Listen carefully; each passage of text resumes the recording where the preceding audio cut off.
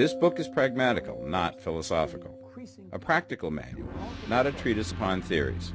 It is intended for the men and women whose most pressing need is for money, who wish to get rich first and philosophize afterward.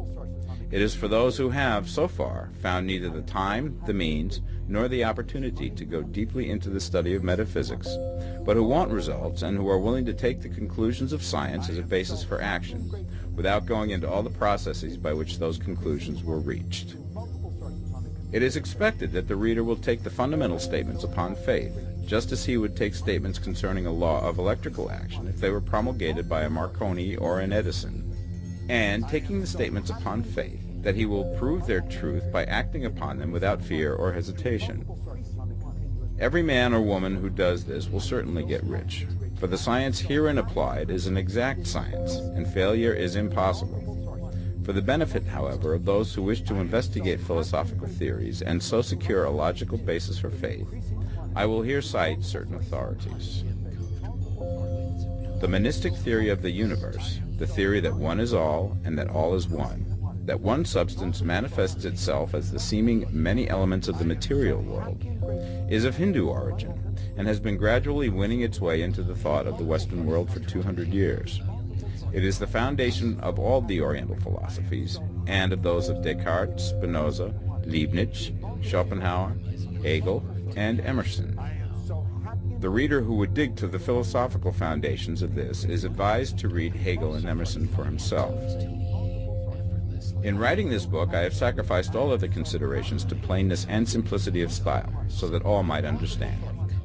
The plan of action laid down herein was deduced from the conclusions of philosophy. It has been thoroughly tested and bears the supreme test of practical experiment. It works.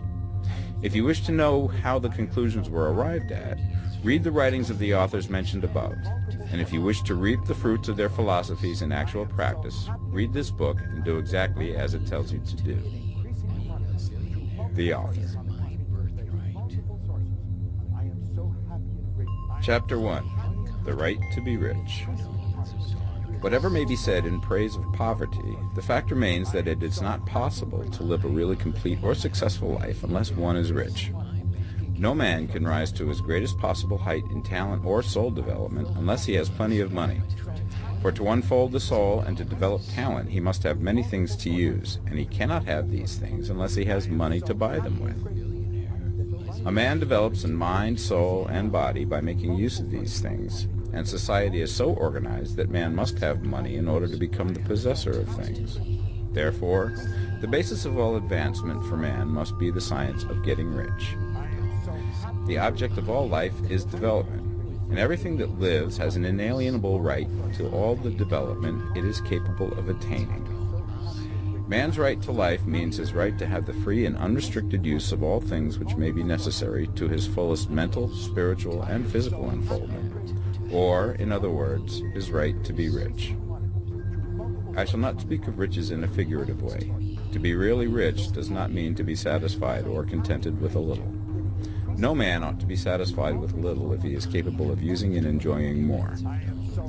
The purpose of nature is the advancement and unfoldment of life, and every man should have all that can contribute to the power, elegance, beauty, and richness of life. To be content with less is sinful. The man who owns all he wants for the living of all the life he is capable of living is rich, and no man who has not plenty of money can have all he wants. Life has advanced so far and become so complex that even the most ordinary man or woman requires a great amount of wealth in order to live in a manner that even approaches completeness. Every person naturally wants to become all that they are capable of becoming. This desire to realize innate possibilities is inherent in human nature. We cannot help wanting to be all that we can be. Success in life is becoming what you want to be. You can become what you want to be only by making use of things, and you can have the free use of things only as you become rich enough to buy them. To understand the science of getting rich is therefore the most essential of all knowledge. There is nothing wrong in wanting to get rich. The desire for riches is really the desire for a richer, fuller, and more abundant life, and that desire is praiseworthy. The man who does not desire to live more abundantly is abnormal. and so the man who does not desire to have money enough to buy all he wants is abnormal. There are three motives for which we live. We live for the body, we live for the mind, we live for the soul. No one of these is better or holier than the other. All are alike desirable, and no one of the three, body, mind, or soul, can live fully if either of the others is cut short of full life and expression. It is not right or noble to live only for the soul and deny mind or body, and it is wrong to live for the intellect and deny body or soul. We are all acquainted with the loathsome consequences of living for the body and denying both mind and soul, and we see that real life means the complete expression of all that man can give forth through body, mind, and soul. Whatever he can say, no man can be really happy or satisfied unless his body is living fully in every function, and unless the same is true of his mind and his soul. Wherever there is unexpressed possibility or function not performed, there is unsatisfied desire. Desire is possibility seeking expression, or function seeking performance. Man cannot live fully in body without good food, comfortable clothing, and warm shelter, and without freedom from excessive toil. Rest and recreation are also necessary to his physical life.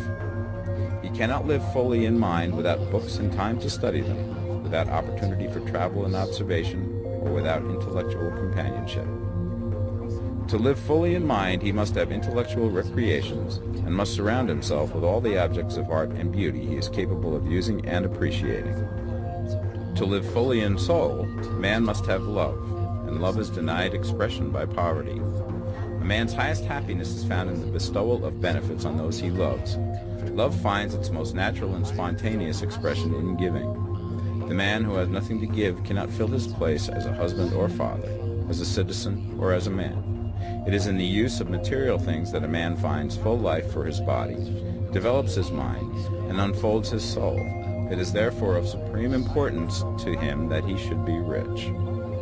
It is perfectly right that you should desire to be rich. If you are a normal man or woman, you cannot help doing so. It is perfectly right that you should give your best attention to the science of getting rich, for it is the noblest and most necessary of all studies. If you neglect this study, you are derelict in your duty to yourself, to God, and humanity, for you can render to God and humanity no greater service than to make the most of yourself.